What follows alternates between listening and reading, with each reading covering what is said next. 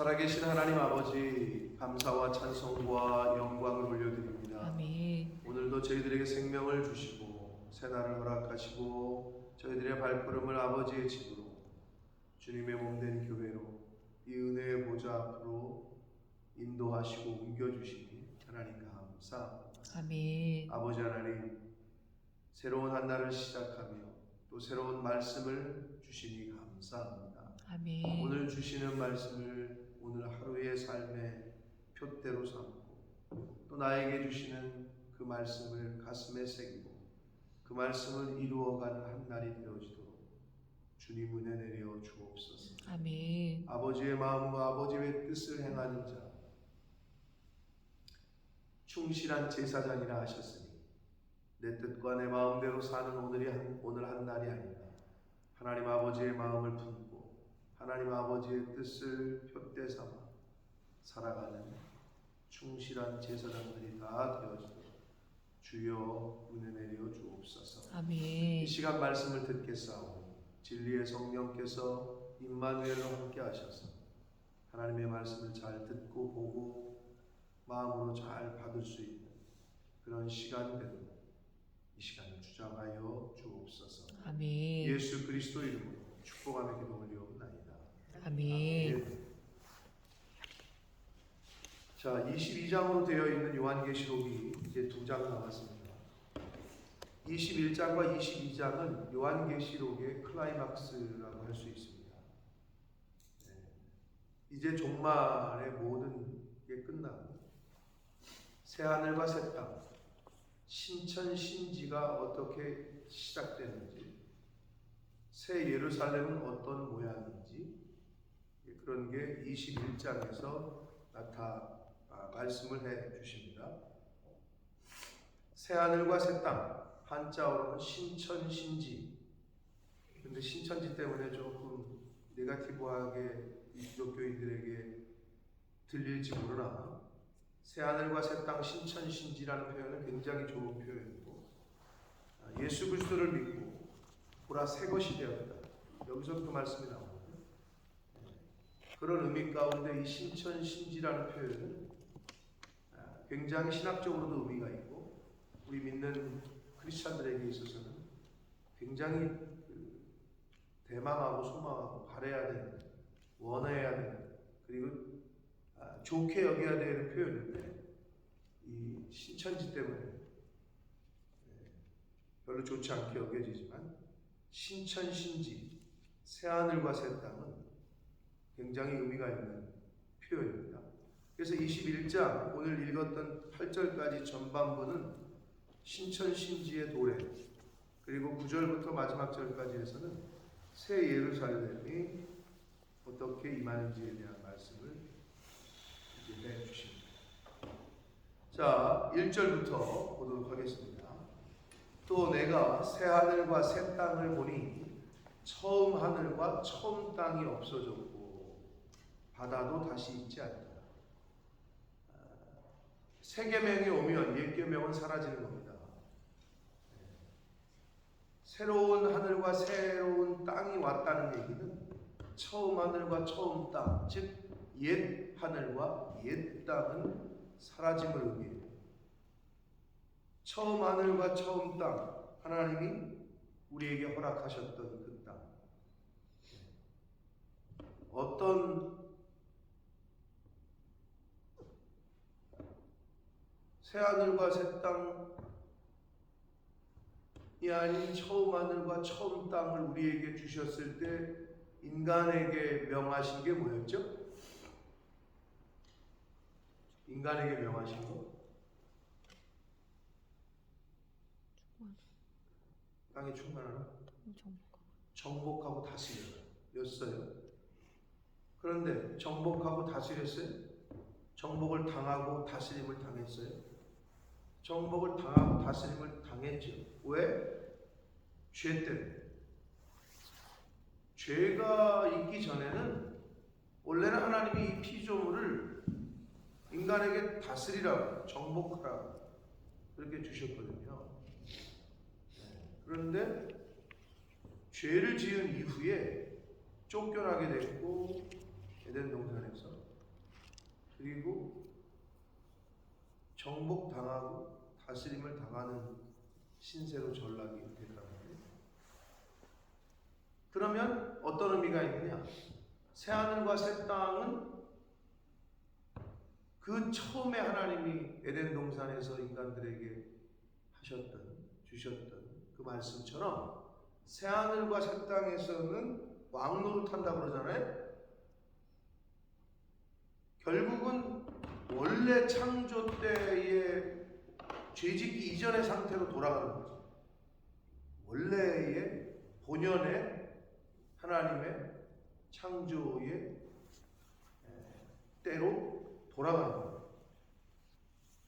이제는 제 위치로 오는 거죠. 원래 하나님의 계획하셨던 대로. 그래서 새하늘과 새 땅에서는 이제 뒤에 나오지만 한마디로 우리가 말하는 천국에서는 고통도 없고 사망도 없고 애통함도 없고 슬퍼함도 없고 그렇다고 말씀하고 있다. 그럼 반대로 얘기하면 왜 사망이 성경에 이미 다 우리는 알고 있지만 왜 이 땅에 살면서 죽어야 되고 고통이 있고 애통이 있고 슬퍼해야 되고 그 죄와 관련된 거예요. 죄 때문에 오는 거예요. 그러면 죄와 단절시키고 죄를 짓지 않는 생활을 인간이 하면 좋은데 보이는 피지컬한 보여지는 죄를 짓기도 하지만 생각과 마음으로도 죄를 짓잖아요. 그렇기 때문에 그게 어렵거든요. 말 그대로 죽기 전까지. 그런데 완전히 그 죄와 단절이 된 상태는 뒤에 나오는 사망, 슬픔, 애통 이런 것과 단절됨으로 거예요. 그게 이제 신천신지에서의 생활이 되는 거죠. 근데 이 세상 지금은 우리가 원죄를 갖고 왔고 또 지금은 마귀 사탄이 이 현재를 공중권세 잡은 자가 다스리고 있고 거기에 영향을 받고 있기 때문에 쉽지 않은 거죠. 쉽지 않은 게 아니라 안 되는 거죠.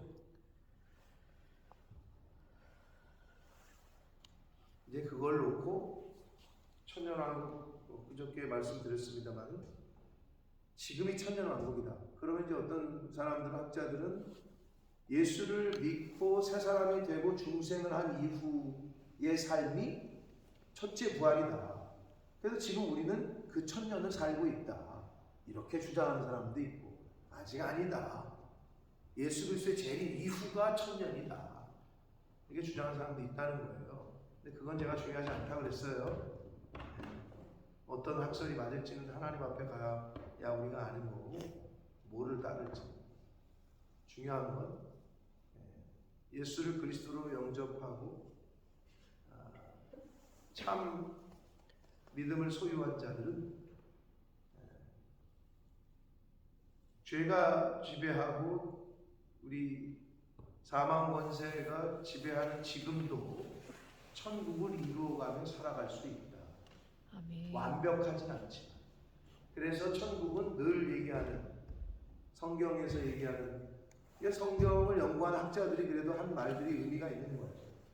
올레디 난옛 이미 시작이 됐으나 난옛 아직 완성은 아니다라는 측면에서 볼 때 예수를 믿기 전과 예수를 믿은 후의 모습이 분명히 다르고 성령 하나님의 말씀이 내 안에 거하는 성령 충만한 사람은 완전히 예수님 같지는 않으나 완전히 예수님은 이제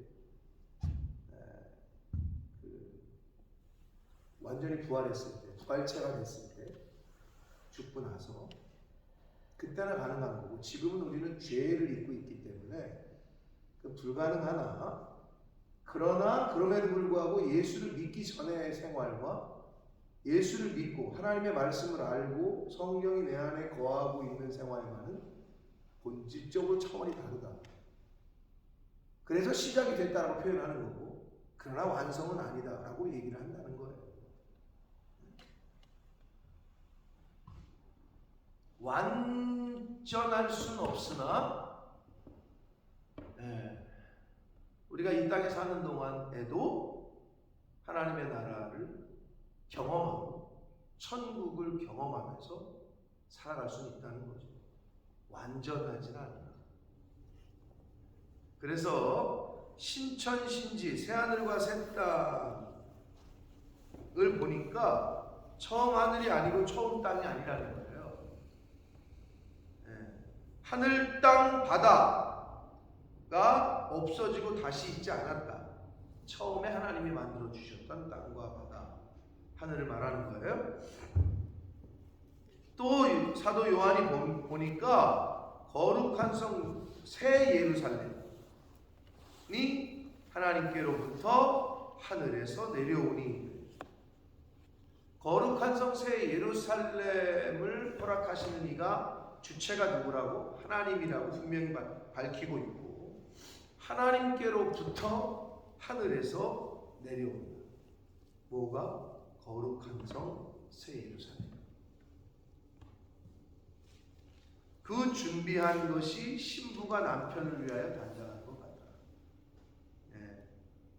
새 신부가 남편을 위하여, 옛날에 연지곤지 찍었지만 오늘날에는 아무튼 신랑을 위해서 예쁘게 단장하고 준비한 그런 신부 같다라고 성경은 비유를 하고 표현을 했습니다. 가장 아름답다는 거겠죠. 그러면서 눈으로는 그거를 보고 소리를 듣는데, 내가 들으니 보좌에서 큰 음성이 나서 이르되, 보라, 하나님의 장막이 사람들과 함께 있으며 하나님이 그들과 함께 계시니 그들은 하나님의 백성이 되고 하나님은 친히 그들과 함께 계셨다. 함께 계셔서라고 여기서 끝나고 있지만, 다른 사본에는 함께 계셔서 그들의 하나님이 되시고 라고 표현을 하고 있는 사본도 있대요. 자, 그들은 하나님의 백성이 되고 하나님은 친히 그들의 하나님이 되신다. 많이 들었던 표현이잖아요. 구약에 보면 특히 레위기 26장과 예레미야 31장, 에스겔 37장, 스가랴 8장 등에 보면 거의 동일한 표현이 나오기를, 내가 내 장막을 너희 중에 세우리니 내 마음이 너희를 싫어하지 아니할 것이며 나는 너희 중에 행하여 너희 하나님이 되고 너희는 나의 백성이 될 것이다. 이런 표현을 여러 번 쓰시거든요, 하나님께서. 근데 이 마지막 때 새하늘과 새 땅이 열리고 거룩한 성 새 예루살렘이, 즉 천국이 임할 때에 이 말씀을 하신다는 거예요. 근데 여기서 우리가 좀 중요하게 생각해야 될 것은 하나님의 장막이 사람들과 함께 있음에, 이런 표현입니다. 그럼 장막은 구약의 표현으로 말하면 뭐죠? 성막이고 성소. 그게 뭘 의미해? 하나님의 임재를 상징하는 거죠, 결국.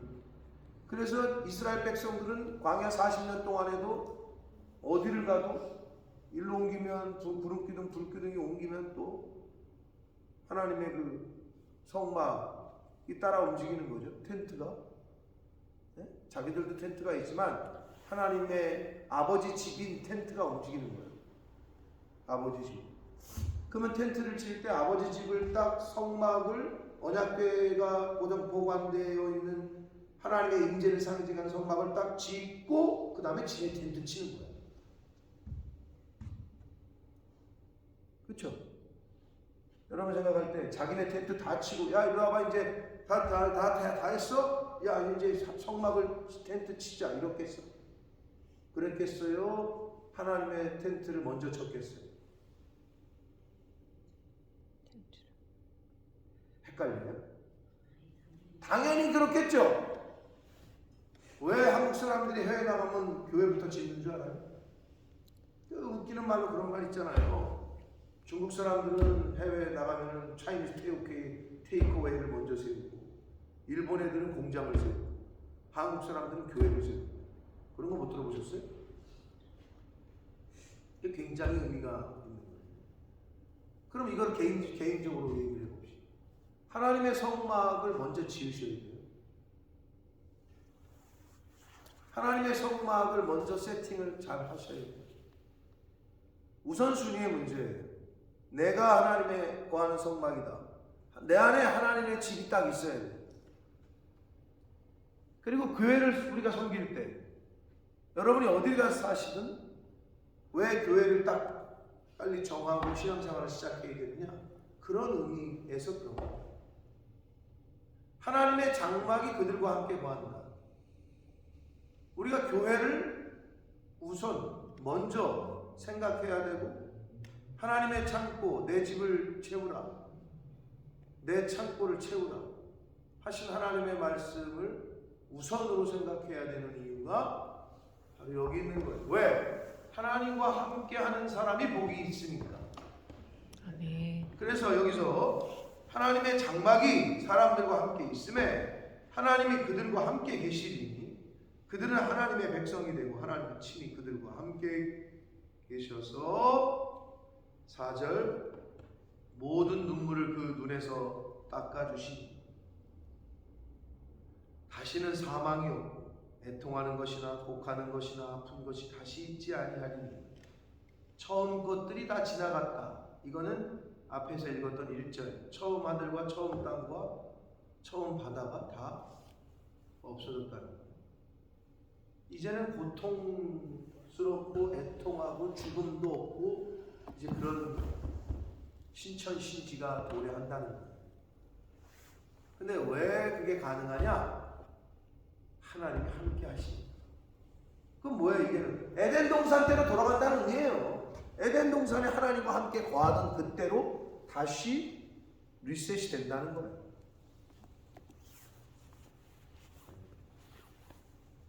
하는 성도 여러분, 하나님과 함께 하시는 게 가장 큰 복입니다. 아멘. 교회와 함께 하는 게 가장 큰 복이고, 하나님의 말씀과 성령과 함께 하는 게 가장 큰 복이다. 내 안에 하나님의 장막이, 즉 하나님의 임재가 있는 사람은 사망도, 곡하는 것도, 눈물도, 아픈 것도 다시 잊지 않게 될 줄 믿습니다. 아멘.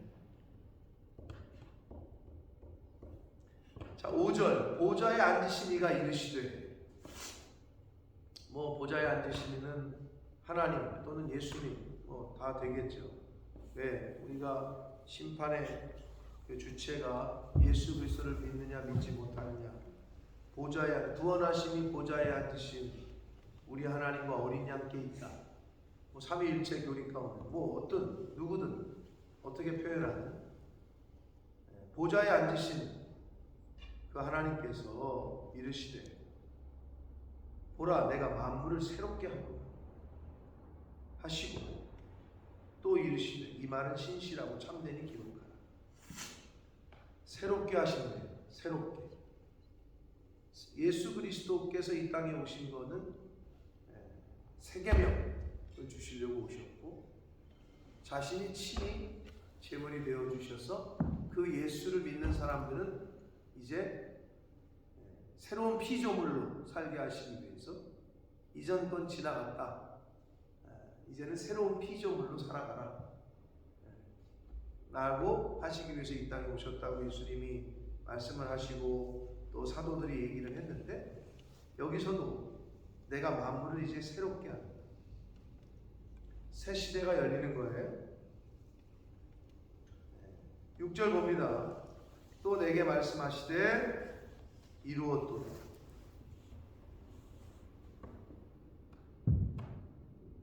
여러분 성경에도 빨간색으로 되어 있어요. 제가 빨간색은 뭐라 그랬어요? 예수님 그리고 예수님이 직접 화법으로 복음서에는 빨간색이 많이 나오죠. 신이신 그 예수 그리스도가 직접 표현할 때 말할 때. 근데 여기서도 그러네요. 이루었도다. 뭐가 생각나요? 가상칠언 중에 다 이루었도다가 또 생각이 나죠. 이제는 끝난 거. 이루어졌대. 이루었어요. 그럼 여러분, 이루어졌다라는 말 속에는 뭐가 전제가 되죠? 이 김씨, 엊그저께 얘기한 거 다 어떻게 됐어? 뭐 그렇게 얘기하더니 이루어졌어? 이루어졌다라는 말 속의 전제는 이미 말한 게 있다는 거예요. 예언이 됐다는 거예요. 그러니까 성취가 됐냐, 됐다라는 걸 표현하시는 거예요. 이루어졌다. 계획하고 말했던 거. 그때 그렇게 얘기한 거 그대로 됐어? 그걸 이루어졌다라고 표현해요. 성경은 이미 다 말씀해 주셨던 거, 예언하셨던 거가 예언과 예언과 성취가 계속 보여주고 있는 거예요. 그래서 하나님께서, 예수님께서 이루었도다. 당신께서 주체시니까 이루었다. 이제 다 이루었다. 라고 말씀하셔요. 나는 알파와 오메가, 처음과 마지막이라. 내가 생명수 샘물을 목마른 자에게 값없이 주리니. 요한복음 4장에 보면 예수님께서 사마리아 여인과 나눈 대화가 나오죠. 물을 달라 하니까 누군데 나한테 물 달라고 하냐. 그때 예수님께서 네가 물 달라 하는 네가 누군지 알았으면 나에게 생수를 요구했을 거다 라고 말씀을 하셔요. 생수의 근원된 나를 버리는 것도 구약에서는 그러니까 하나님, 예수 그리스도 생수, 생명수, 샘물을 이제는 목마른 자에게 값없이 준다. 그럼 여기서 목마른 자가 누굴까요? 하나님을 향한 영혼의 갈급함을 간구하는 자. 근데 우리는 뭐에 목말라 해요? 굉장히 상징적이라고 제가 이 말씀을 드렸는데, 성경에서 출애굽 당시에 애굽에 내린 10가지 재앙 중에 첫 번째 재앙이 뭐예요? 나일강이 피로 변했죠. 모든 물이. 그랬더니 사람들이 어떻게 했다고요? 물은 생명이잖아요. 물을 못 먹으면 죽잖아요. 그러면 그렇게 된 하나님께 용서하고 회개하고 살려달라고 했어야 되는데 뭐 했다고요?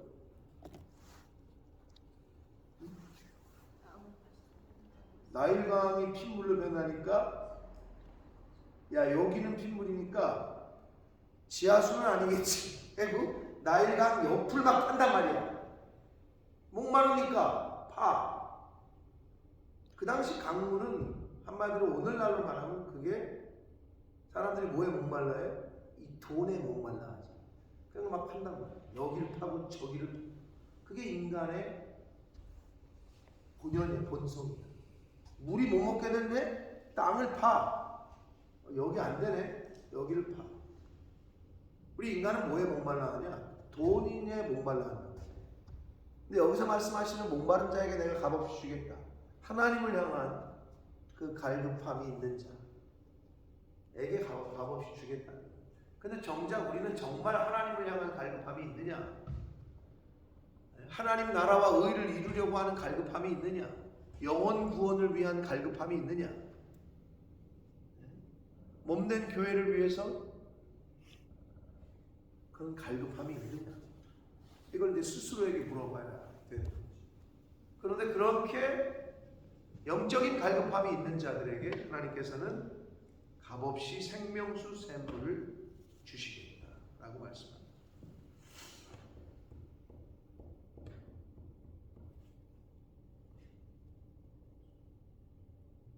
생명의 위협이 오면 살고 싶다는 생각이 들겠죠.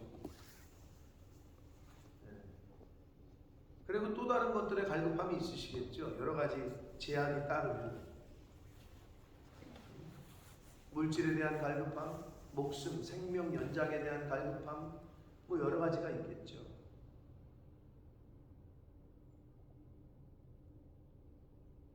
근데 성경은 우리에게 말하기를 영생이 예비되었고 그리스도 안에서 죽은 자들이 복되다. 죽음은 천국입니다. 아멘. 아멘. 아멘. 네. 그러니까 하나님에 대한 분명한 확신과 믿음과 이 말씀에 대한 확실한 믿음과 신앙생활을 이 땅에서 하시는 저와 여러분은, 그래서 그 믿음이 있는 자는 세상이 감당하지 못하는 거고 세상을 이기고도 남는 거예요. 어떤 환경이 닥쳐도 어떤 상황이 와도.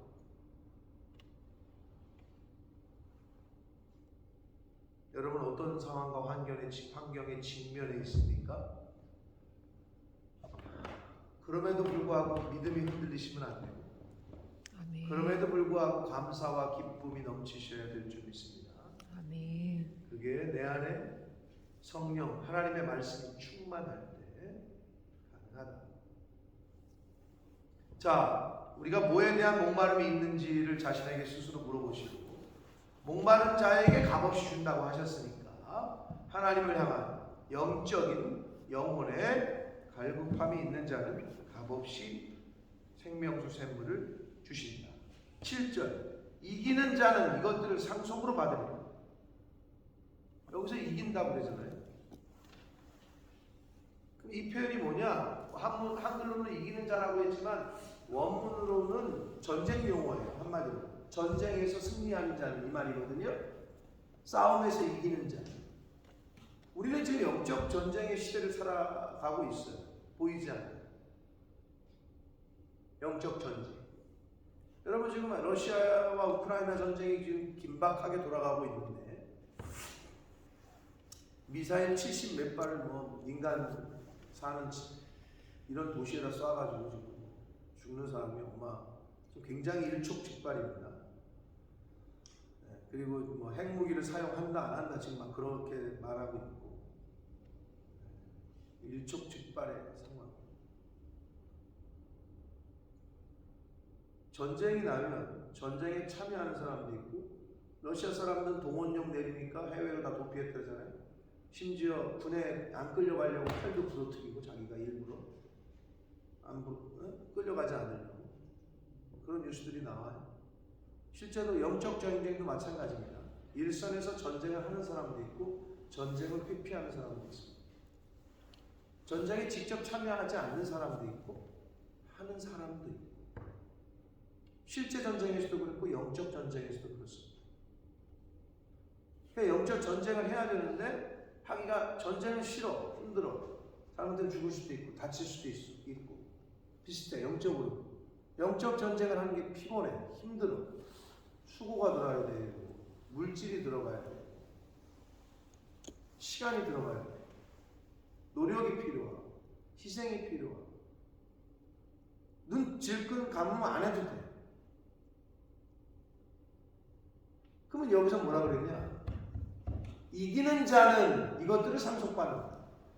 이겼다는 얘기는 전쟁에 참여했다는 거지. 포기한 게 아니라 도망친 것이 아니라. 똑같은 이 땅에서의 신앙생활 하나님이 기회를 주시고 시간을 주시는데 도망치는 자 되지 않게 되시기를 축복합니다. 아멘. 낙오병 되지 않기를. 전쟁이 났는데 가서 싸워야지, 나라를 위해서. 근데 도망을 쳐 다. 그럼 그 나라는 망하는 거겠지. 하나님의 나라와 세상의 악한 영적 전쟁이 지금 펼쳐지고 있는데 도망을 갈 거냐, 숨어 있을 거냐, 나가서 죽으면 죽으리라 하고 싸울 거냐? 그건 나한테 달렸는데 다 있다는 거야. 이렇게 보면 신앙생활하는 사람이 다 똑같지 않다는 거예요. 제 말은 그냥 외면하는 자,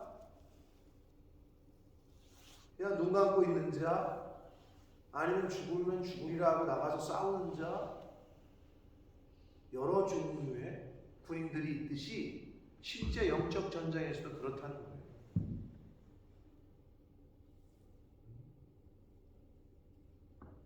근데 성경은 이기는 자라고 한정을 하고 있어요. 영적 전쟁에 참여해서 승리하는 자는 이것들을 상속으로 받을 것이다. 천국을 기업으로 상속자로 상속돼서 그걸 받을 거라는 거예요. 그래서 나는 그의 하나님이 되고 그는 내 아들이 됩니다. 상속받으려면 여러분 뭐 상속 잘 아시겠지만 친권, 법률적으로 아들로 자녀로 돼 있어야 상속을 받잖아요. 그 말이에요. 하나님의 자녀, 나는 그의 하나님이 되고 그는 내 아들이 될 거다 라고 표현을 하시고 있습니다.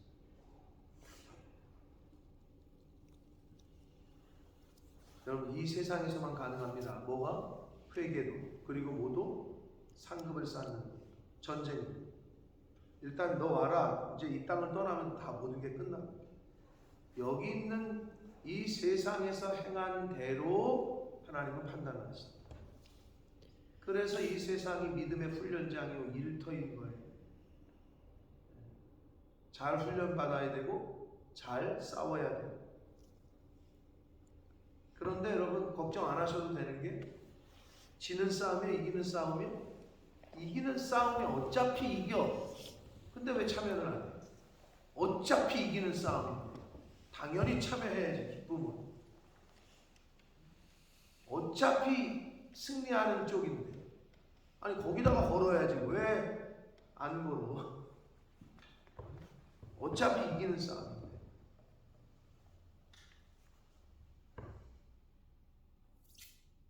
8절 봅니다. 그러나 두려워하는 자들과 믿지 아니하는 자들과 흉악한 자들, 살인자들, 음행하는 자들, 점술가들, 우상 숭배자들, 거짓말하는 모든 자들 8가지 유형이 나오거든요. 불과 유황 타는 못에 지옥불에 던져지는 유형을. 근데 여러분이 이렇게 봐도 나는 흉악한 사람은 아닌데 살인? 나 살인한 적이 없는데 음행? 나 음행한 적이 없는데 점술과 우상 숭배자들 나는 이런 거 안 하는데 그나마 걸릴 수 있는 게 거짓말, 인생을 살면서 거짓말하는 거 하고 이 마지막 8번째하고 1번 두려워하는 자들. 이게 뭔지 모르지만 이게 아마 다른 거에 비해서 이게 좀 나에게 해당되지 않을까 이런 생각을 하실 수 있는데 사실은 뭐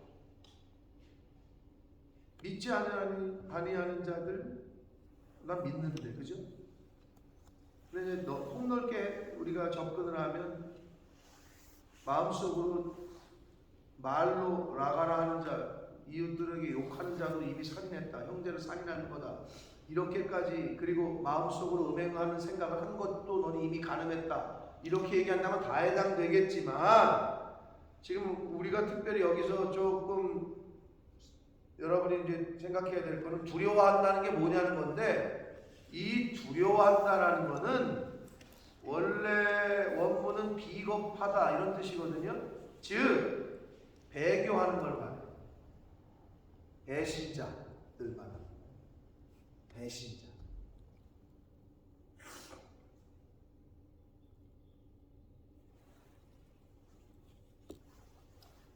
일제시대 때 나라를 팔아먹고 친일, 배신자죠.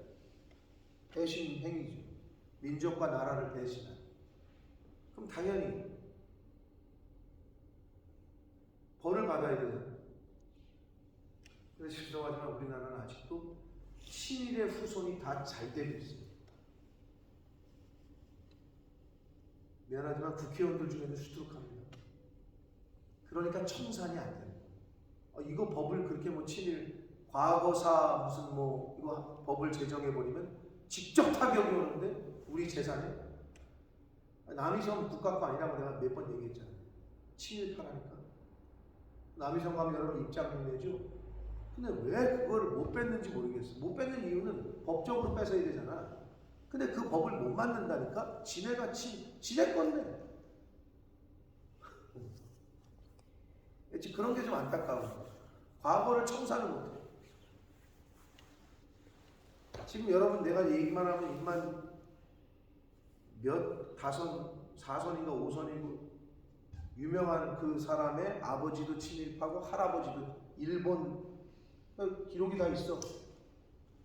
근데 요게 좀 부각이 돼가지고 논란이 되고 있더라고요. 몰라 사람들은. 근데 모르니까 투표해서 찍어줬겠지. 수두룩하단 말이야. 그게 청산이 안 되는 거야. 배신자, 배교자를 말하는 거예요. 여기서 두려워하는 자들. 두렵죠. 우리나라 그 6.25 때 또 친일 때 일제 시대 때 나라가 바뀌잖아요. 한순간에. 내가 늘 얘기하지만 태극기가 들어오면 군인이 들어오면 태극기 흔들다가 인민군이 내려오면 또 인공기 흔들다가 이게 뭐 어쩔 수 없잖아요. 이게 한순간에 막 바뀌니까. 그런데 배신자들 두려운 거지. 나라가 바뀌었습니다. 천지가 개벽됐습니다. 새 시대가 오니까 이거 사단의 노예로 그냥 여기서 이 세상에서 붙어가지고 세상 편에 서가지고 잘 먹고 잘 살 줄 알았는데 이 천지가 개벽이 됐네. 갑자기 새로운 시대가 오네. 그러니까 두렵지. 그 두려운 자들 말이야. 그 누가 두렵냐? 당연히 반대편에 섰던 사람이 두렵겠죠. 인공기 흔들고 있는데 국군이 들어오네. 두렵지. 일제시대 완장 차고 있는데 갑자기 해방이 됐다 그러네. 망했다 그러네. 그럼 완장 빨리 떼고 다시 또 그런 거랑 똑같은 거죠. 여기서 두려워하는 자는 배신자를 말합니다. 배교자들, 믿음을 저버린 자들을 말합니다. 자, 이렇게 8가지에 해당하는 사람들은 어디에? 불과 유황으로 타는 못에 던져지니 이것이 둘째 사망입니다. 여러분, 둘째 사망은 뭐예요? 하나님과 영원한 단절. 첫째 사망은 우리의 육신적인 죽음을 말한다 그랬어요. 둘째 사망은 답이 없어요. 그건 영원한 지옥, 영벌이야. 영생이냐 영벌이냐 이 두 가지밖에 없습니다. 영생할 거냐 영원한 지옥불에 들어갈 거냐 이 두 가지밖에 없어요. 세상이냐 하나님이냐 재물이냐 두 가지 중에 선택하는 거예요. 흰색이냐 검은색이냐. 검은 구름 없으니 거기는 검은 구름이 없어. 두 가지 중에 하나예요. 차든지 덥든지.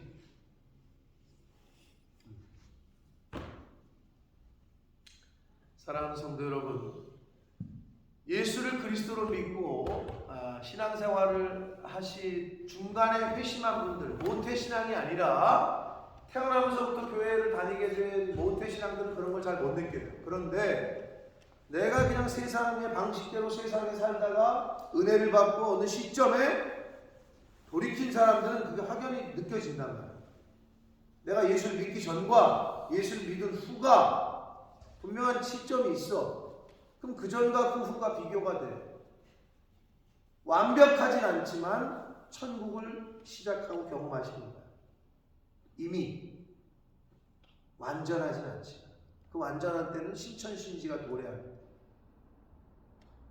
여러분은 어떻게 하루하루 사십니까? 세상 사람들이 말하듯이 눈 뜨면 죽지 못해 살아 이러고 사십니까? 새날이 오면 한탄과 한숨만 나옵니까?